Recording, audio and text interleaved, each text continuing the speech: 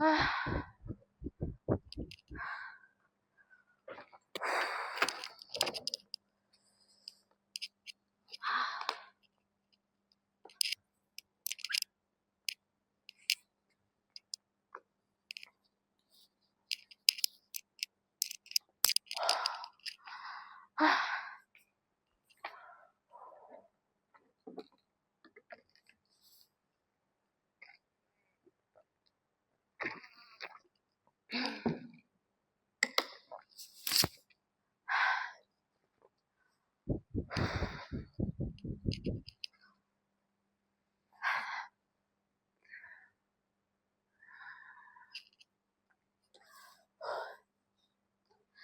ah, capeknya. Sudah lama sekali aku tidak pulang kampung. Dan ternyata akhirnya sekarang aku bisa pulang juga. Perjalanan panjang ini membuat aku berkeringat.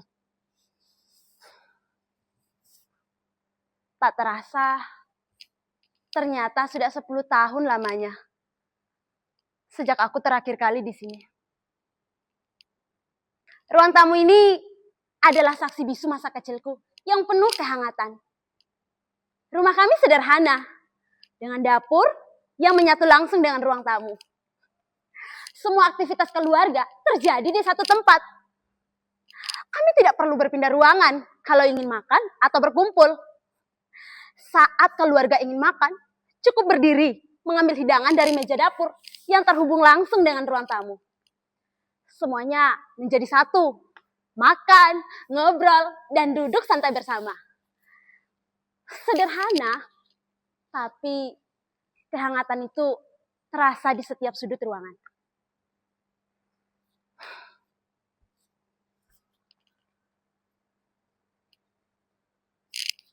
Aku ingat betul, aku adalah anak satu-satunya dalam keluarga ini, yang selalu dimanja dan tidak pernah kurang apapun. Setiap aku ikut lomba, kedua orang tuaku selalu mengantarkanku dengan sepeda motor butut, meski jalannya jauh dan berliku. Mereka tak mau melewatkan momen itu, karena untuk mereka, aku adalah segalanya.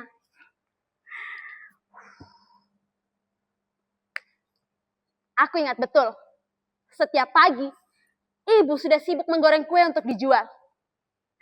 Aroma harum menebar ke seluruh ruangan. Aku dan ayah sering mengganggu ibu saat memasak, sampai ibu marah kecil. Tapi akhirnya kami tertawa bersama. Sore harinya, kami pasti ke kebun, membersihkan jagung dan daun singkong. Aku bebas bermain, menangkap belalang, berlarian bersama teman-teman. Dan ketika malam tiba, aku dan keluargaku pasti pulang, membawa kayu dan daun singkong sebagai lauk sederhana. Semuanya terasa istimewa, karena kami melakukannya secara bersama-sama. Di ruang tamu ini, aku merasa duniaku penuh cinta dan kehangatan. Tempat yang aku panggil rumah.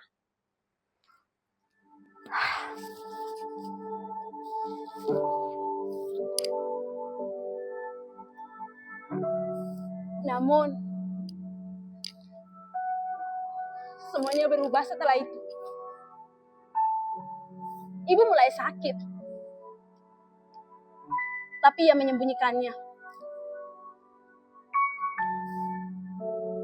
Aku lihat ibu batuk berdarah. Tetapi aku takut bertanya. Sampai akhirnya aku tahu kenyataannya menghancurkan.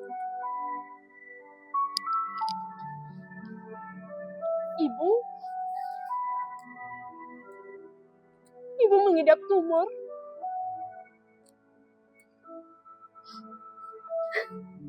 Ibu yang dulu penuh semangat dan tawa, sering lemah dan sakit. Ruang tamu yang dulu penuh kebahagiaan berubah jadi tempat yang penuh kekhawatiran dan kesunyian.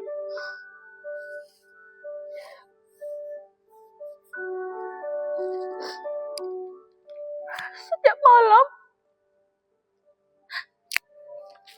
ayah tidak lagi tidur nyenyak,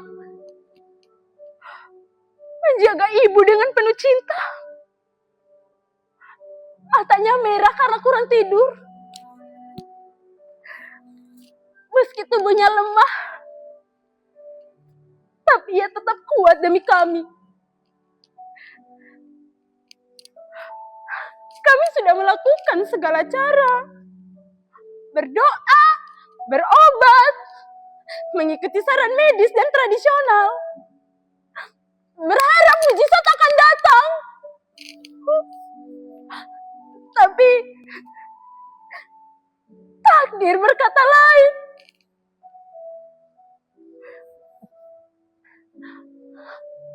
Aku ingin bantu. Tapi bantu apa?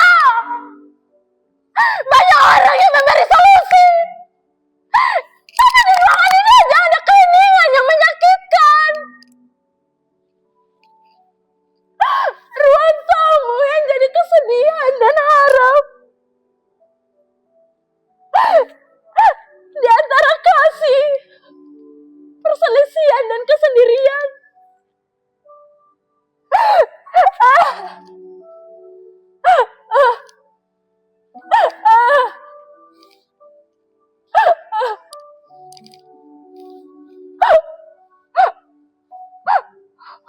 Aku merasa belum memberi apa-apa kepada ibu. Aku merasa gagal dan menyesal karena belum jadi cukup kuat. Belum mampu memberikan kebahagiaan yang seharusnya ia dapatkan. Aku merasa gagal karena belum sempat membuat ia bahagia.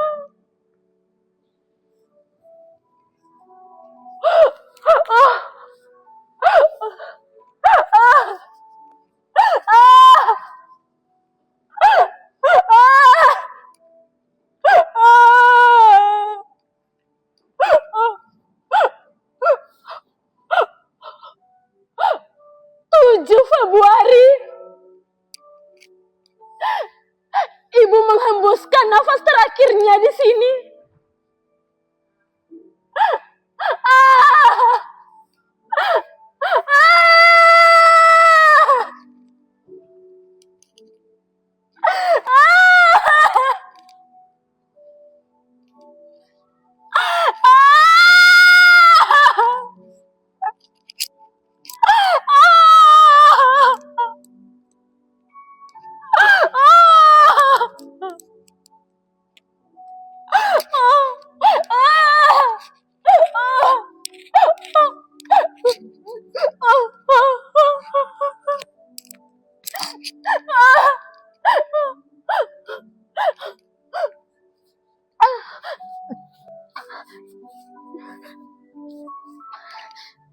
Beberapa hari sebelum ibu meninggal, aku sangat ingat pesannya. Ibu berkata kepada ayah,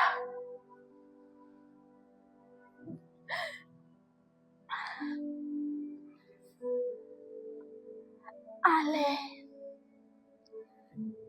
na anamu bolok itu. Pasakola padia wana anamu. Kanda di ata. Lolo ini petikiku.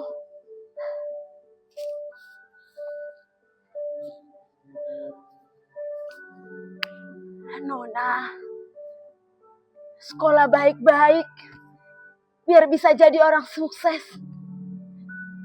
Ingat belajar Dan juga kasih tinggal biar Bapak ambil istri baru. Biar ada yang urus Bapak dengan engkau tiap hari.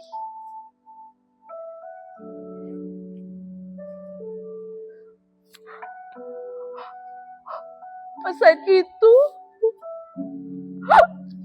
terukir dalam ingatanku. Rasanya seperti pisau yang menancap di dada tapi juga hangat.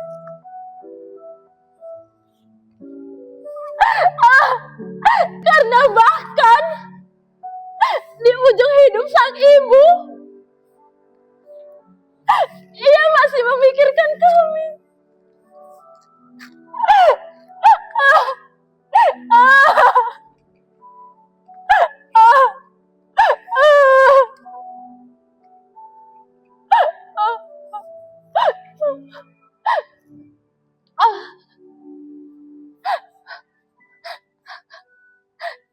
Tuhan, mengapa harus ibu? Mengapa orang yang paling ku sayangi harus menanggung sakit ini?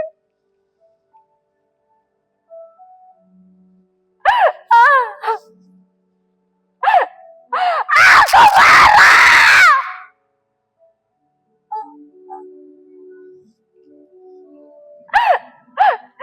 Tapi aku tahu aku harus kuat.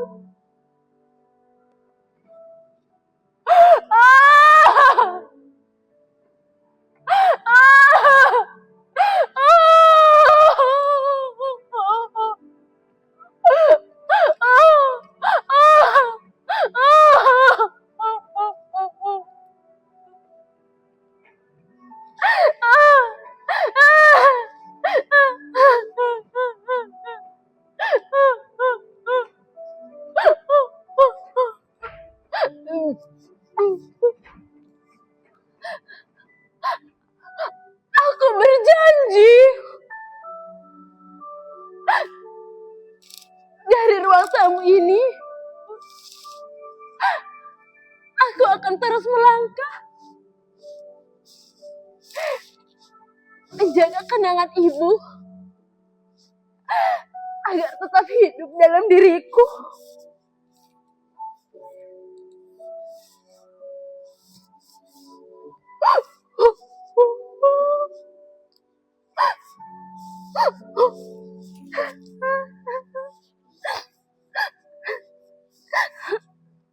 Rindu ini ibu akan selalu ada.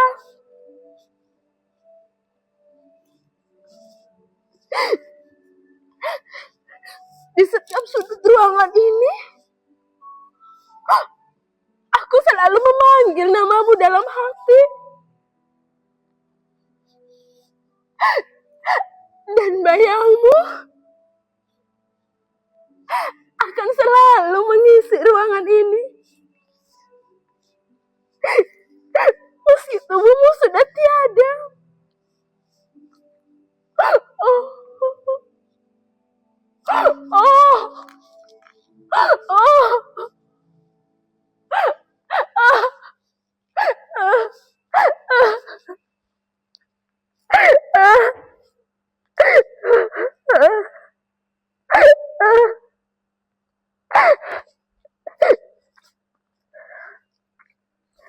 Nono, mek lo, wah kena nek, pohon meringi dombo.